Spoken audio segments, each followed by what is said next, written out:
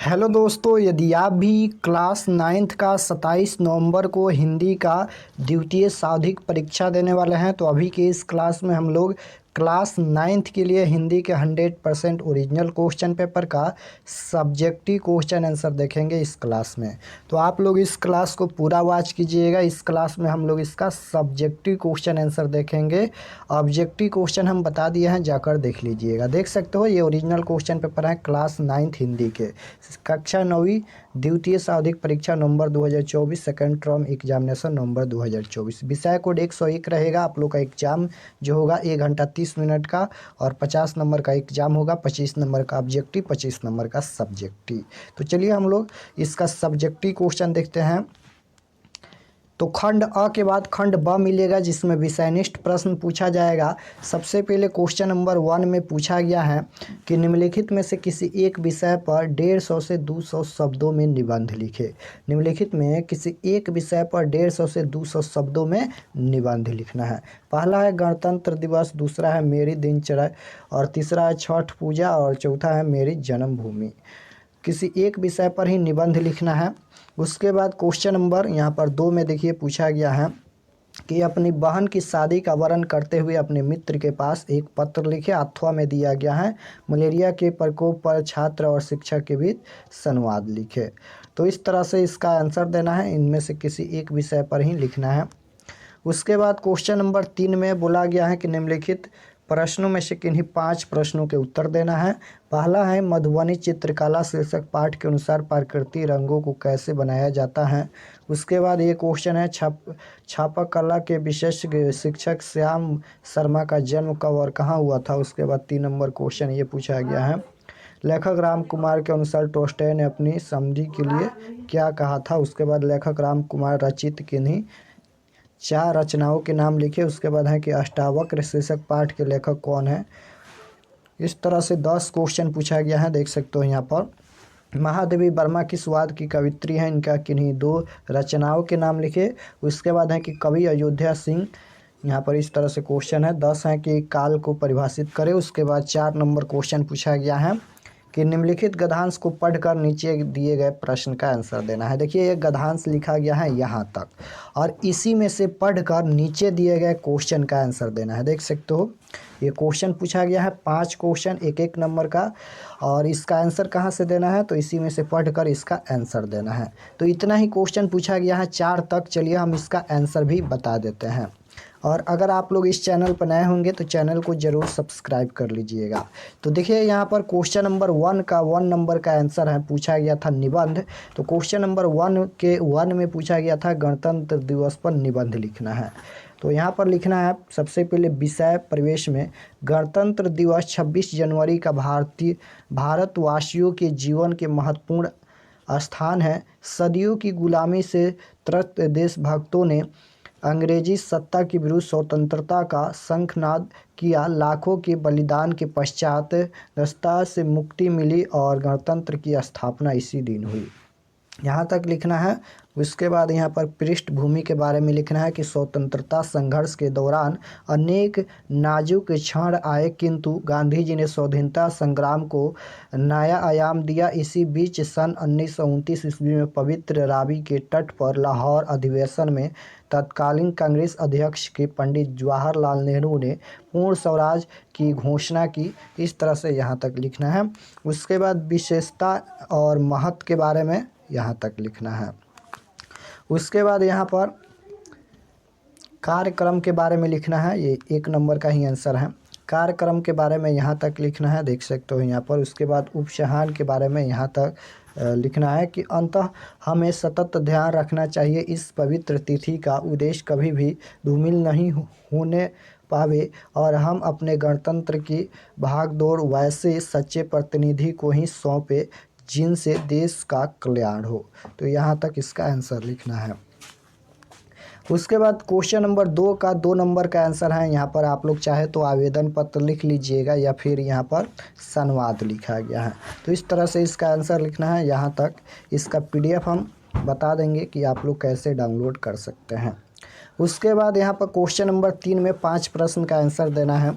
तो question number 3 का 1 number का आंसर लिखना है। यहाँ पर देख सकते हो क्वेश्चन नंबर 1 का यहाँ पर 3 का 1 नंबर का आंसर लिखना है। पारंपरिक रूप से प्रयुक्त रंग इस प्रकार थे। लाल रंग के लिए पीसे हुए सरसों के बीजों में मिश्रित सिंदूर का चूर्ण, हरापन लिए कालिक के साथ मिश्रित गाय का गोबर, सफ़ेद रंग के लिए चावल का पेस्ट, नींबू, पीले रंग के लिए पेवड़ी, पीले गेरू के लिए हल्दी, नीले रंग के लिए नील, नारंगी रंग के लिए प्लास के फूल, हरे रंग के लिए बिल्व पत्र तथा भारतीय लाल रंग के लिए लाल मिट्टी। तो यहाँ तक इसका आंसर लिखना है।